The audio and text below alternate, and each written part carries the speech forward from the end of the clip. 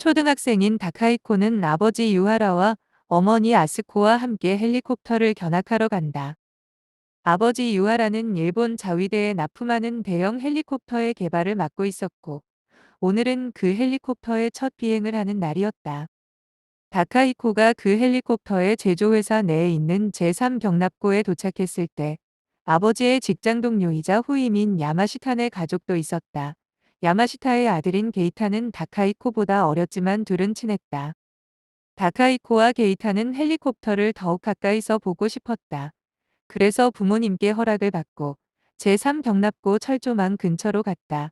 아직 헬리콥터는 이륙 전이었고 더욱더 가까이서 보고 싶었던 다카이코와 게이타는 경납고 내 열린 창문으로 몰래 들어간다. 사람들이 아직 아무도 없었고 헬리콥터를 가까이서 보고 싶었던 그 둘은 헬리콥터의 열린 문을 통해 안으로 들어간다. 그 안에서 이것저것 장비들을 구경하던 중 그 둘은 갑자기 헬리콥터가 작동하기 시작하는 것을 깨닫는다.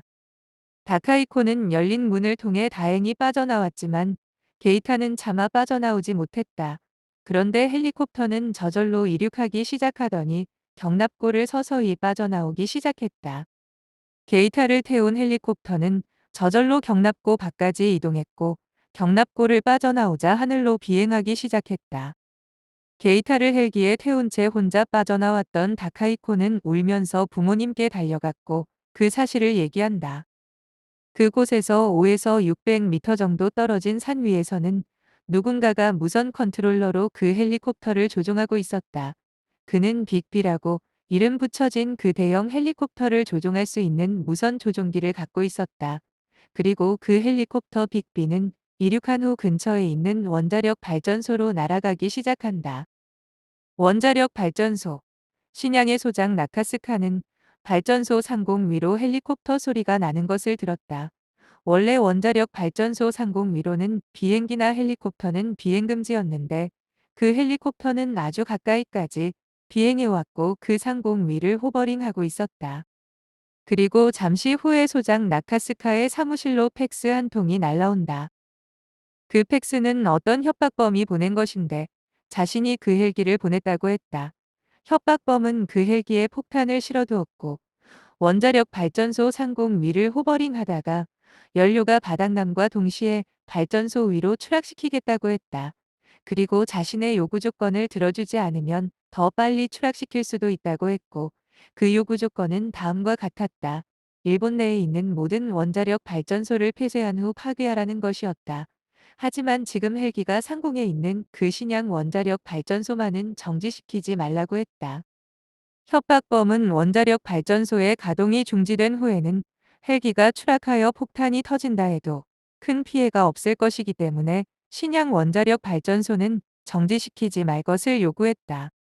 그 팩스 내용은 발전소 소장 나카스카에게 뿐만 아니라 10군데가 넘는 곳에 발송되었고 곧 매스컴에 알려지기 시작했다. 뉴스에서는 곧 그 소식을 전했고 사람들은 대피하기 시작했다. 그런데 협박범은 그 헬기에 초등학생 아이가 타고 있다는 것을 알지 못했다. 정부에서는 협박범에게 공개적으로 그 사실을 알렸고 그것은 협박범의 계획에 차질이 생긴 것이었다. 하지만 곧 협박범으로부터 다시 팩스가 도착했고 아이를 구출하는 것을 허락한다는 내용이었다. 하지만 헬기 안으로 구조대가 진입해서는 안 되며 구조대가 헬기 안으로 들어가는 순간 바로 헬기를 추락시키겠다고 했다.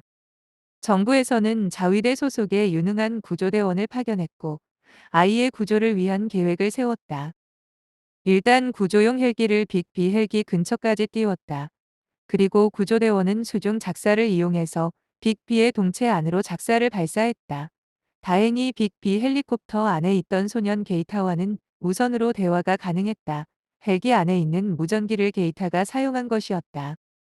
무전기를 통해 게이타와 구조대원들은 소통했고 몇 번의 발사 끝에 구조 헬기에서 쏜 작살이 빅비의 동체 안으로 꽂혔다. 게이타는 구조대원의 지시로 빅비에 설치되어 있는 호이스트 갈고리에 구조대원이 발사한 작살의 갈고리를 서로 연결했다. 그리고 지시에 따라 호이스트를 점점 풀어내렸다. 구조대원은 빅비에서 내려오는 와이어 로프를 잡아당겼고 두 헬기 사이에는 와이어 로프가 연결되어졌다. 그 후 구조대원은 작살의 반대편 끝에 몸을 고정한 채 구조헬기에서 뛰어내렸고 구조대원은 시계추 운동을 하듯이 몇백 미터 상공에서 빅비에 대롱대롱 매달렸다. 이어서 게이타는 무선으로 지시를 받고 빅비의 호이스트를 감아 올렸다. 와이어 로프가 점점 감기면서 구조대원은 빅비의 동체까지 끌어올려졌고 드디어 게이타를 볼 수 있었다. 구조대원은 게이타를 품에 안고 구조용 벨트를 단단히 맨 채 둘은 뛰어내렸다. 그리고 곧 낙하산이 펴졌고 구조대원과 게이타는 무사히 땅으로 착륙했다. 아들이 살아 돌아온 야마시타는 기쁨의 눈물을 흘렸고 그것은 다른 사람들도 마찬가지였다. 그들은 구조대원의 용기와 유능함에 감탄했다. 협박범은 아이가 구출된 것을 뉴스를 통해 전해 들었고 정부에서는 범인의 요구 조건에 따르기로 한다. 전국에 있는 원자력 발전소 가동을 하나씩 중지하기 시작했다. 그리고 전력 수급 부족을 해결하기 위해 전 국민에게 전기 사용을 자제해 달라고 요청했다. 사람들은 더운 여름이었음에도 에어컨을 끄기 시작했지만 일부는 몰래 틀기도 했다. 한편 경찰에서는 협박범을 찾기 위해 수사를 했고 원자력 발전소를 반대하는 반원전 단체부터 조사하기 시작했다. 원자력 발전소에서 근무하다가 암에 걸린 사람들이 만든 반원전 단체에는 많은 사람들이 원전과 관련된 일을 하다가 암에 걸려 죽었지만 보상이 제대로 이루어지지 않은 사람들이 많았다. 원전 관련 일을 하던 사람들은 방사능 계측기가 제대로 작동하지도 않은 채 작업을 했고 그것은 정확한 방사능 양이 측정되면 거기서 일할 사람이 아무도 없었기 때문이었다. 하지만 방사능의 위험은 제대로 알려지지 않았고 정부에서는 원전의 안전성과 신뢰성만 선전했다. 해마다 방사능에 노출되어 사망한 사람들은 제대로 된 관리도 받지 못했다. 한편 경찰에서는 반원전 단체를 조사하던 중 사이카라는 남자로 수사 범위가 좁혀졌다. 사이카의 집을 수색한 끝에 사이카의 집에는 컴퓨터와 무선 조종기, 그리고 빅비의 제조회사의 도면 등이 나타났다. 그 사이카라는 남자를 잠정적인 범인으로 지목하고 추적했다. 한편 빅비의 제조회사인 니시키 중공업에도 수사본부가 꾸려졌다. 아직 빅비는 신양 발전소의 1000m 상공 위에서 호버링하고 있었고 연료가 다해 추락하기까지의 시간은 몇 시간 남지 않았다. 유하라는 자신의 입사 동기였던 미시마와 회사 내에서 마주쳤다.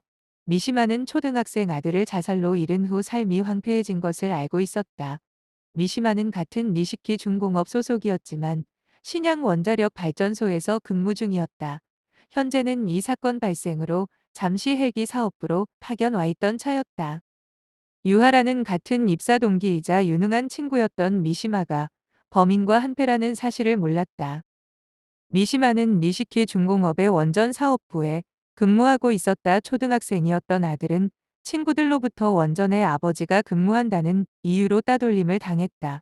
원전 근처에 있는 마을이다 보니 원전으로 인한 피해를 많이 받았고 그래서 원전의 아버지가 근무하는 미시마의 아들은 친구들에게 괴롭힘을 당했고 끝내 자살하고 말았다. 미시마는 자신의 아들을 다돌리던 주동자 아이를 찾아가 만나보고 싶었으나 그 아이는 그 아이 나름대로 고통받고 있었다. 그 아이 또한 두문불출한 채 사람들의 질타와 멸시를 피해 숨어 살고 있었다. 원전과 반원전의 갈등 때문이었다. 원전을 통해 생긴 전기는 그 마을과 관계없는 대도시 사람들이 소비했다.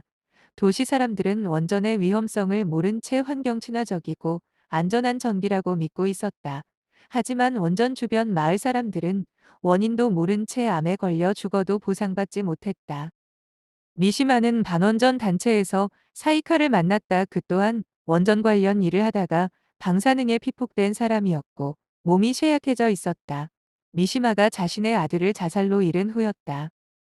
미시마는 사이카가 헬리콥터 관련 기술과 무선 조종 기술이 뛰어난 것을 알았고 사이카와 몇 번 만난 후 범행을 계획하게 된다.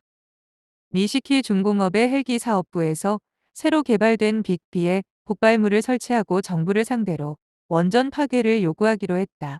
사이카가 제3경납고에 있는 빅비에 폭발물을 설치하고 무선 조종 장치를 설치하는 데에는 미시마의 애인이자 역시 미시키 중공업에서 일하는 준코라는 여자의 도움이 있었다. 준코는 헬기 부서로 출입하는 출입 기록을 위조해 주었고 그 틈에 사이카는 빅-B 안에 폭발물 설치와 무선 조종 장치를 설치할 수 있었다. 그리고 적외선 카메라 또한 빅-B에 설치했다. 미시마는 준코에게 사건을 일으키기 전날 해외로 출국하라고 했고 준코도 그러겠다고 했지만 뭔가 이상함을 느낀 준코는 출국 예정일을 하루 늦췄고 역시나 그날 미시마가 사건을 일으킨 것이었다. 공항에 있는 텔레비전의 뉴스에서도 준코는 그 사실을 알게 되었고 곧 공항 경찰에 준코는 체포되었다. 경찰의 수사본부에서 준코가 출입 기록을 위조한 사실을 발견하고 공항 경찰에게 준코를 수배한 것이었다.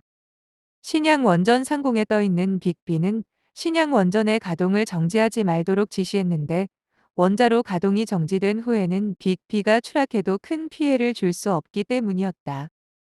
하지만 신양 원자력 발전소에서는 원자로 가동을 중지하고 거짓으로 계속 가동 중이라고 할 수도 있었기 때문에 실제 가동 중임을 확인할 수 있어야 했다.